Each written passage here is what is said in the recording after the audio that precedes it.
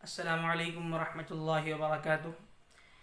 محترم ناظرین اکرام، آج کی اس ویڈیو میں ہم غسل یعنی باتھ کے سلسلے میں بات کریں گے۔ غسل کے معنی ہیں نہانے کے۔ عموماً لوگ روزانہ صبح ریفریشمنٹ کے لیے نہاتے ہیں، دوپہر میں بھی لوگ نہاتے ہیں، گرمی سے راحت حاصل کرنے کے لیے نہاتے ہیں، بعض مرتبہ صرف اور صرف انٹرٹینمنٹ کے لیے، لطف اندوزی کے لیے، کبھی نہر میں، کبھی پونڈ میں، اور کبھی دریا میں، اور کبھی سوئمنگ پول میں نہاتے ہیں۔ لیکن شریعت اسلامی نے نہانے کے ایک خاص طریقے کو غسل کہا ہے، اور چونکہ اسلام مذہب ریلیجن آف دا نیچر ہے، اس وجہ سے انسانی ضروریات کو بھی ادا کرنے کے طریقے بیان کیے گئے ہیں، جن طریقوں پر عمل کر کے انسان ثواب بھی حاصل کرتا ہے اور اس کی اپنی انسانی ضرورت بھی پوری ہوتی ہے۔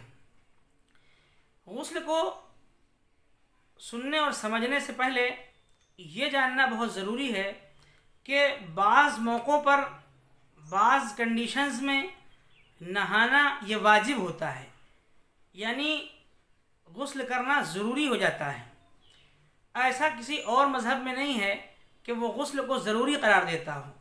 یہ شریعت اسلام کی بیوٹی ہے، یہ اسلام کی خوبصورتی ہے کہ اس نے نہانے کے عمل کو، جو صفائی ستھرائی کے لیے ہے، جو لطف اندوزی کے لیے ہے، جو گرمی سے راحت حاصل کرنے کے لیے ہے، اس عمل کو بھی بعض حالات کے اندر واجب اور ضروری قرار دیا، یعنی کمپلسری قرار دے دیا ہے۔ وہ کون سی کنڈیشن ہے جس میں غسل ضروری ہوتا ہے، اس کو سمجھنے کی ضرورت ہے۔ ہمارے معاشرے میں ہم دیکھتے ہیں کہ لوگ معمولی بات پر یہ کہتے ہیں کہ ہم ناپاک ہیں، ہم نجس ہیں، ہم نماز نہیں ادا کر سکتے، ہم مسجد نہیں جا سکتے، ہم قرآن نہیں پڑھ سکتے، حالانکہ ان کو صحیح مسئلہ معلوم نہیں ہوتا ہے۔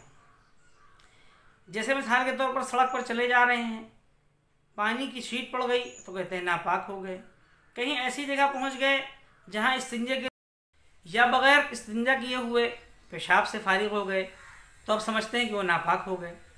ایسا نہیں ہے۔ نجس اور ناپاک ہونے کے لیے، یعنی ایسی نجاست جس کو حدث اکبر کہتے ہیں، جس پر غسل واجب ہوتا ہے، اس کی 4 صورتیں ہیں۔ نمبر 1 صورت یہ ہے کہ انسان کے بدن سے منی شہوت کے ساتھ خارج ہو جائے، یعنی اس کا سیمن سیکسول ڈیزائر کے ساتھ ایکسپیل آؤٹ ہو جائے، غسل واجب ہو گیا۔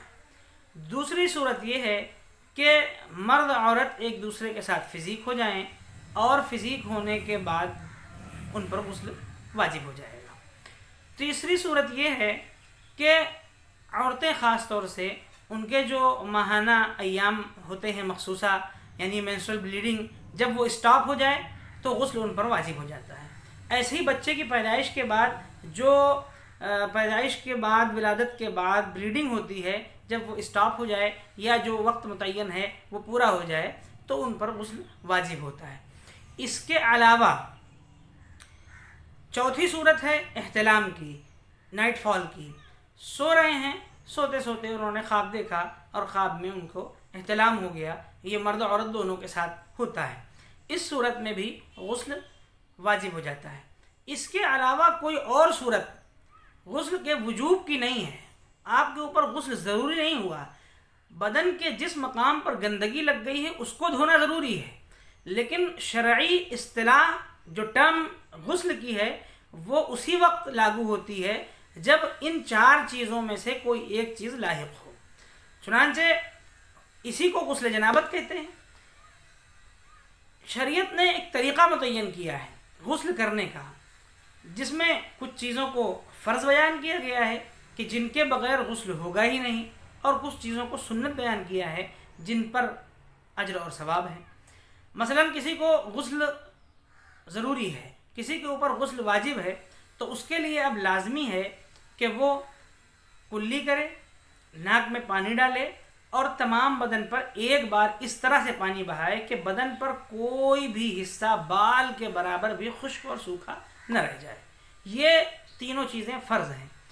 لیکن غسل کرنے کا شریعت نے طریقہ کیا بیان کیا ہے کہ آپ جہاں غسل کرنے جا رہے ہیں، اگر وہ زمین پکی ہے، غسل خانہ ہے، بند ہے، باتھ روم ہے، تو آپ اس کے اندر پورے نیوڈ ہو کے، پورے ننگے ہو کے، کپڑے پورے اتار کے بھی نہا سکتے ہیں، کپڑے پہن کر بھی نہا سکتے ہیں، کھڑے ہو کر بھی نہا سکتے ہیں، بیٹھ کے بھی نہا سکتے ہیں۔ بیٹھ کر نہانا زیادہ بہتر ہے۔ پہلے اپنے دونوں ہاتھوں کو گھٹوں تک دھو لیں، یہ سنت ہے۔ اس کے بعد استنجا کر لیں، چاہے نجاست لگی ہو یا نہ لگی ہو۔ اگر لگی ہو تو پہلے ضروری ہے جہاں کہیں لگی ہو اس کو دھوئیں، نہیں لگی ہے کہیں پھر بھی استنجا کر لیں۔ استنجا کرنے کے بعد وضو کر لیں۔ وضو کرنے میں اس بات کا خیال رکھیں کہ اگر پیروں کی جگہ پر پانی کچھ نہ کچھ جمع ہو رہا ہے تو پیر نہ دھوئیں، اور اگر پانی جمع نہیں ہو رہا ہے تو پیر دھو سکتے ہیں۔ اس کے بعد تمام بدن پر پانی بہائیں، دائیں کندھے پر، بائیں کندھے پر، دائیں طرف، بائیں طرف، اور اس کے بعد خوب اچھی طریقے سے مل مل کر، رگڑ رگڑ کر نہائیں۔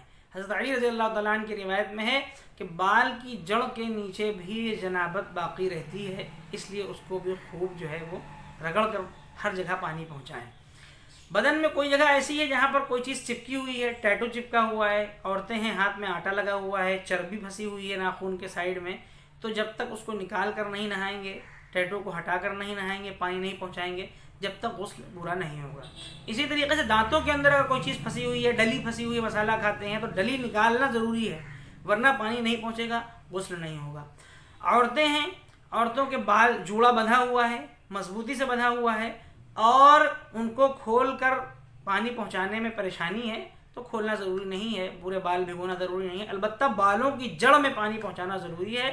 اگر بغیر کھولے پانی کی جڑ تک پہنچ جائے، بالوں کی جڑ تک پانی پہنچ جائے تو ویسے ہی غسل کر لیں، اور اگر نہیں پہنچتا ہے تو بال کھول کے پھر پانیوں کی جڑ تک اور پورے بال کو دھونا ہے۔ مرد اگر جوڑا باندھے ہوئے ہیں تو ان کو تو کھولنا ہی کھولنا ہے، اس لیے کہ وہ ان کی ضرورت نہیں ہے، بلا ضرورت وہ بال رکھے ہوئے ہیں۔ اسی طریقے سے کان میں یا ناک میں یا انگوٹھی یا کوئی ایسی چیز پہنے ہوئے ہیں، چھلا جو ٹائٹ ہے، سخت ہے، تو اس کو ہلانا غسل کے دوران ضروری ہے تاکہ پانی پہنچ جائے۔ اس طریقے سے غسل کرنا، اس طریقے سے نہانا، یہ ایک سنت طریقہ ہے اور ثواب کا باعث ہے، اور جو ہمارے ذمے غسل لازمی ہے وہ بھی ادا ہوگا اور ثواب بھی ملے گا۔ لیکن اگر کوئی اس طریقے سے نہ نہائے، بس خالی جا کے کود جائے دریا میں، پانی میں کود جائے، سوئمنگ پول میں کود جائے، تالاب، بڑے تالاب میں کود جائے، اور اس کے بعد جا کے وہ نہا کے باہر نکل آئے، پورا بدن بھیگ گیا، اچھے سے بھیگ گیا، لیکن غسل اس کے اوپر واجب تھا، کلی اور ناک میں پانی نہیں ڈالا، یعنی منہ میں پانی نہیں ڈالا اور ناک میں پانی نہیں چڑھایا تو غسل نہیں ہوگا، وہ بھیگ کے آ گیا واپس۔ لیکن اگر اس نے کلی کر لی اور اسی میں ناک میں پانی بھی ڈال لیا تو اب یہ غسل ہو گیا۔